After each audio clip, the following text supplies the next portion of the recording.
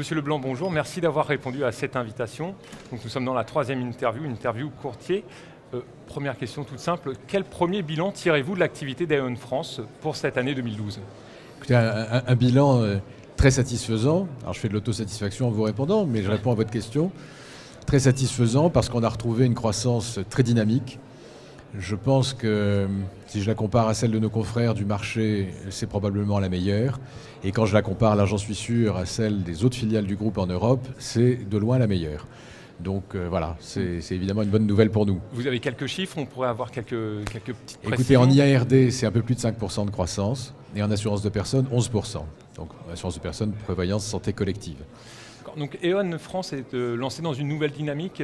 Vous avez réorganisé la filiale du groupe et maintenant vous êtes en marche sur de nouveaux objectifs. On est en avance sur le plan que nous avions de redressement, puisque j'espère qu'on commence à l'oublier, mais il y a quelques années, notre maison avait connu des difficultés. Nous sommes en avance sur ce plan de redressement. La mise en ordre de la maison est finie depuis un moment. Je crois qu'on n'aurait pas eu cette croissance en 2012 si on avait été encore dans un travail de remise en ordre. On était déjà en ordre, mais on a complété le travail qui était fait en faisant un tri plus marqué entre des choses qu'on veut vraiment faire et des choses qu'on ne veut plus faire. Et je l'illustre de l'exemple du fleet management. Vous savez que nous étions historiquement présents dans cette activité. Quand je dis nous Aeon France, alors que le groupe ne fait pas ce métier-là, ça n'a rien à voir avec n'a rien à voir. C'est à côté de l'assurance des flottes. Absolument, et bien sûr, nous assurons des flottes et nous le faisons, je crois bien. Mais ça, c'est complémentaire. C'était la gestion administrative et technique des flottes. Nous gardons l'accident management. C'est un plus par rapport à la gestion, par rapport à l'assurance des flottes. Donc, faisons l'accident management, mais nous arrêtons de nous occuper de l'entretien mécanique et de l'achat des véhicules dans le cadre des gestions de flotte. Nous cédons cette activité à un entrepreneur indépendant qui restera un très bon partenaire et qui développera mieux que nous, puisque lui, il en fait son métier alors que nous, c'était tout à fait marginal. Et chez nos clients qui trouvaient un intérêt à trouver ce service-là, ils le trouveront chez cet entrepreneur indépendant avec qui on garde un lien de partenariat. D'autres sessions sont prévues dans l'année 2013 ? Aucune autre session n'est prévue, tout le reste c'est de l'assurance. On est sur tous les créneaux, des plus grosses entreprises jusqu'aux particuliers. On est sur l'ensemble des segments. Sur les particuliers, c'est pas le sujet de la MRAE, mais je le signale quand même, on a développé l'offre. Voilà. Toujours le même raisonnement. Quand on a une activité, où on la développe, ou on l'arrête en la vendant. Laisser quelque chose vivre sans y mettre les efforts nécessaires ne me semble pas bon. Les particuliers, on a un portefeuille hérité du passé qui est assez significatif. C'est de l'assurance, ça a sa place chez nous, c'est pas comme le fleet management. Et donc là, on a investi pour avoir une offre disponible sur le web à travers notamment les comparateurs. Voilà. Donc offre sur les comparateurs. 2013, vous vous orientez justement vers une grosse poussée des feux justement sur ce marché des particuliers ? Suffisante pour retrouver une croissance significative. Vous avez des ambitions chiffrées ? On a des ambitions modestes, des ambitions de retrouver en tout cas une croissance là où avant cette initiative on était sur une lente décroissance. C'était lent, il n'y avait pas péril, mais c'était quand même une tendance qui pour moi n'est pas acceptable encore une fois, où on arrête en disant non c'est pas pour nous, on arrête, où on fait les investissements qu'il faut pour pouvoir repartir et c'est ce qu'on a fait. Donc là on sera en croissance positive. De combien j'attends d'être dans un an, je vous le dirai. D'accord, rendez-vous dans un an sur ce point-là. Pour revenir au sujet des grands risques, environnement concurrentiel, mais en même temps une masse assurable peut-être un peu tendue par la crise économique en 2012 ? Le principal effet, c'est surtout la concurrence qui n'a pas attendu la crise pour être très très vive. Les grands clients sont très attentifs à faire jouer cette concurrence entre nous. Charge à nous d'apporter les services qui justifient quand même un peu de fidélité de nos clients. Et notre principale fierté, plus que de gagner des nouveaux comptes en la matière, c'est de garder ce qu'on a, c'est-à-dire de faire la preuve que les clients que nous servons, ils trouvent leur compte. Voilà. Vous avez plutôt travaillé sur la rétention que sur les affaires nouvelles ? On travaille sur la rétention. Sur les conquêtes, on a eu le taux de croissance qu'on a, c'est qu'on a gagné beaucoup de nouvelles affaires, mais peut-être pas le plus souvent dans les plus grosses, où nous avons refusé un certain nombre de fois de participer à des appels d'offres parce que les conditions qui étaient indiquées sur nos rémunérations nous semblaient pas jouables, tout simplement pas jouables.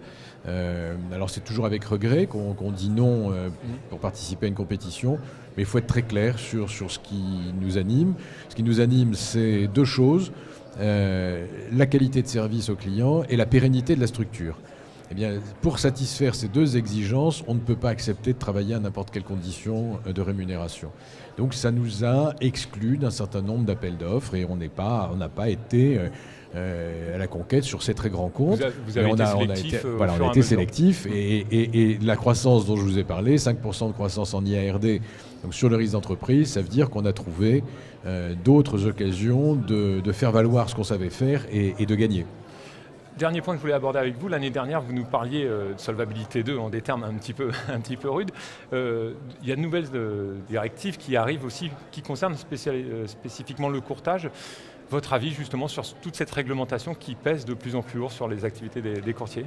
Alors, un mot de solvabilité 2 quand même. Je vous en prie. Je crois que j'avais vraiment raison et je pense que l'histoire me donnera de plus en plus raison. Je commence à croire, j'en suis pas sûr, que solvabilité 2 ne verra peut-être jamais le jour.